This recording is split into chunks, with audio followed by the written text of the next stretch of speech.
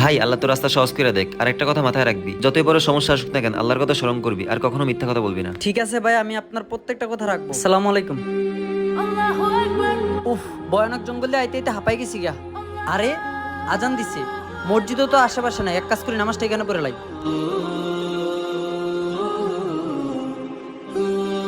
আরে ভাই, আপনারা কারা? বস আমার কাছে মনে হচ্ছে ওর কাছে অনেক কিছু আছে। ঠিক বলছো হাসান, ওরে চেক করো।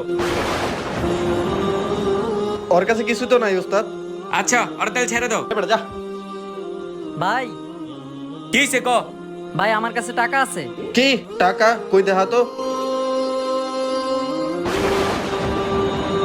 আচ্ছা, যেহেতু তোর কাছে টাকা আছে, তোর তো মুক্তি করে দিছি, তুই তো চাইলে যেতেই পারতি। ভাই, আমার বড় ভাই বলছে সবসময় আল্লাহর উপর ভরসা রাখবি, কখনো মিথ্যা কথা বলবি না।